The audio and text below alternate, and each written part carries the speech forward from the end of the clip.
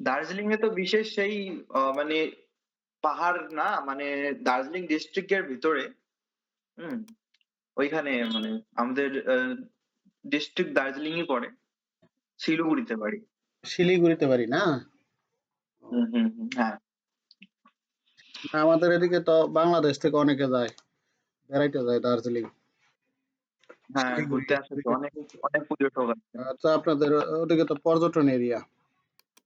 হুম, tourist area না।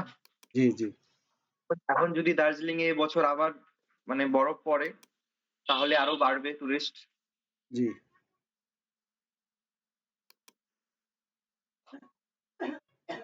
তাহলে আপনাদের ওইখান থেকে কত দূর? জি, 3 ঘন্টা দূর, বেশি দূর না। মানে পাহাড় এরিয়া তো, জি। তাই একটু যেতে সময় লাগে।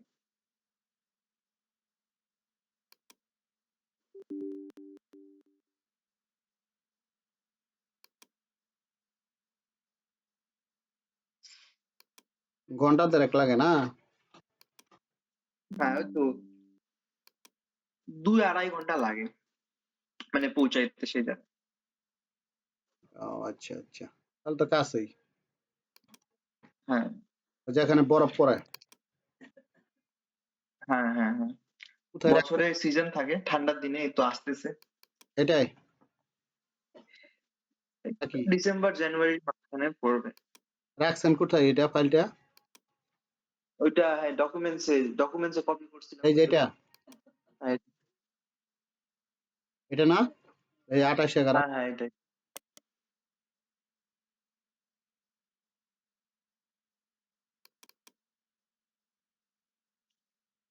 সারা বছর শীত থাকে না?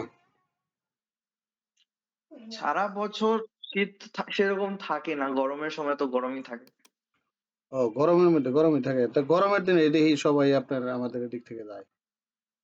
হ্যাঁ মানে পাহাড়ে একটু যদি ওটা করি মানে এখানের থেকে মানে নিচের থেকে উপরে তো একটু ওটা থাকে না, ঠান্ডা থাকবে হালকা সামান্য একটু, তাই? একটু আরাম আছে।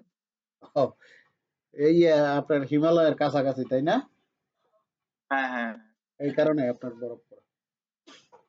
আপনাদের ওদিকে তো মনে হয় এখন শীত বেশি। শীত তো শুরু হয়ে গেছে এখন। হুম? এখন তো সোয়েটার টোয়েটার পরে রাখতে হয়, ঠান্ডা। অনেক ঠান্ডা না অল্প অল্প? এখন শুরু হয়েছে, আস্তে আস্তে করে আবার বাড়বে। ও তাই? না, আমাদের এদিকেও তো শীত পড়ে। আমরা তো ঢাকাতে থাকি, বাংলাদেশের ঢাকা। হ্যাঁ। বাংলাদেশে আসছেন কখনো? না না, আমার তো আসা হয়নি।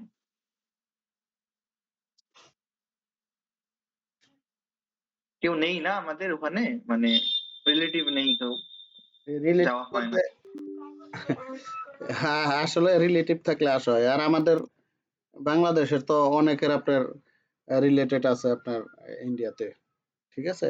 হ্যাঁ, এই কারণে মনে করেন, আগে তো একই দেশ ছিল। হ্যাঁ, এই কারণে বাঙালিরা আপনার ইন্ডিয়াতে বেশি যাতায়াত করে। আমি যেখানে থাকি আশেপাশে আপনার এক হ্যাঁ কিলোমিটার মধ্যে 3টা গ্রাম আছে আপনার এই আপনার হিন্দু। ঠিক আছে? তাদের আপনার আচ্ছা 75% ইন্ডিয়াতে থাকে, আচ্ছা, বিভিন্ন মানে জায়গায়। সবাই। জি, মানে দেখা গেছে এক বাড়িতে 5টা ভাই, 4 ভাই চলে গেছে, এক ভাই আছে।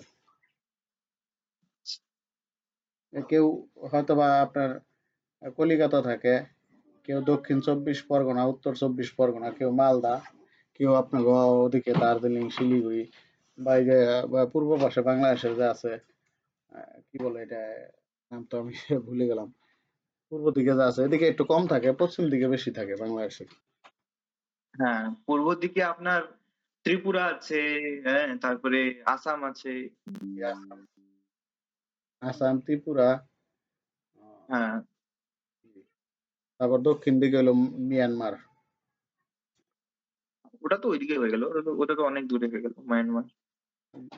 বাংলাদেশের এই বাংলাদেশের একটা ডিস্ট্রিক্টের সাথে অ্যাটাচ আছে, সর্বোচ্চ চিটাগং এর সাথে তো। চট্টগ্রামের সাথে, রাঙ্গামাটি। হ্যাঁ হ্যাঁ। জি, হুম, আপনারা ভালোই জানেন দেখা যায়। হ্যাঁ, না ওখানে তো ওই যে আমি একটু ওগুলো নিয়ে পড়াশোনা করি তো আমার মানে যে সরকারি পরীক্ষার জন্য তো ওখানে কারেন্ট অ্যাফেয়ার্স এর মধ্যে পড়া হয়েছে আমার ওখানকার মানে যে আপনারা ওদেরকে ওটা বলেন না কি মানে ট্রাইবাল বলেন ট্রাইবাল মানুষ চাকমা মরমা ঠিক আছে জি, উপজাতি। হ্যাঁ হ্যাঁ হ্যাঁ ওদের তো ওটা স্থায়ী জায়গা না মানে না, এরা যারা বিভিন্ন পাহাড়ে জায়গা থাকে থেকে আইসা বসতি করছে। এই হ্যাঁ বাংলাদেশের সীমান্ত এলাকাগুলোতে যে লোকজন বসবাস করে, হ্যাঁ এরা হ্যাঁ হ্যাঁ এরা বিভিন্ন জায়গা থেকে আইসা এরা বসতি করছে। ঠিক আছে? এদের এদের তো অনেকটা এরিয়া আছে না মানে যারা এই ওদের নিজস্ব আমাদের ভারতে যে বর্ডার আছে বর্ডারের আশেপাশেও তো এরা অনেক আছে মানে ওইদিকে মিজোরাম বেসিক্যালি এরা তো আমাদের রাজ্য আছে একটা মিজোরাম বলে জি, ওটা মিজোরামের ওরা ওদের মানে ওদের কোনো লিঙ্ক আছে হ্যাঁ মিজোরামের সাথে এরা তো কুকি বেসিক্যালি মানে জি। সবাই এরা কুকি একটা ওটা মানে বড় এথনিক গ্রুপ ওটা কি করে বুঝাবো মানে আমি বুঝতে পারছি না যে মানে উপজাতি, বাংলায় অতটা আমি বলতে পারবো না কিন্তু ওরা সবাই একই মানে ওটা থাকে ক্ল্যানে এথনিক পিপল অর্থ হলো উপজাতি। ঠিক আছে? হ্যাঁ হ্যাঁ হ্যাঁ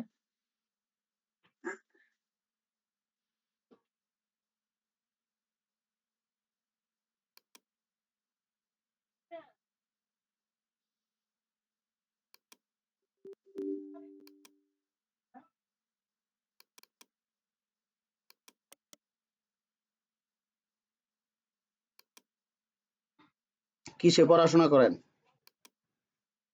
আমার তো গ্রাজুয়েশন হয়ে গেছে ব্যাঙ্গালোর থেকে করেছিলাম জি। আমার কম্পিউটার অ্যাপ্লিকেশনে গ্রাজুয়েশন আছে এখন আমি বর্তমান এই তো কোনো সরকারি চাকরি এবং ওর সাথে সাথে ভাবছি এমবিএ করে নেব ও আচ্ছা। কোন সাবজেক্টে করছেন? জি কোন সাবজেক্টে গ্রাজুয়েশন করছেন? কম্পিউটার? হ্যাঁ কম্পিউটার অ্যাপ্লিকেশন কম্পিউটার সায়েন্স নাকি? আমার তো মানে কলেজে ওটা ছিল মানে আর্টস ছিল কিন্তু আমি একটা সাবজেক্ট নিয়েছিলাম তো যেটা মানে যার জন্য আমি কম্পিউটার করতে পেরেছি মানে আমাদের কাছে আর্টস নিয়েও অপশন থাকে কম্পিউটার করার ও তাই। হ্যাঁ বেঙ্গালুরুতে পড়াশোনা করছেন? হ্যাঁ ব্যাঙ্গালোরে বেঙ্গালুরুর ভাষা না হিন্দি? না না ব্যাঙ্গালোরের ভাষা কান্নাডা ওরা হিন্দি বলে না ওইখানে আচ্ছা, এখানে কি শুধু উত্তর 7 এর টুলসই থাকবে নাকি 24 এর টুলস করে দেব? 24-এরই করে দেন সবকিছু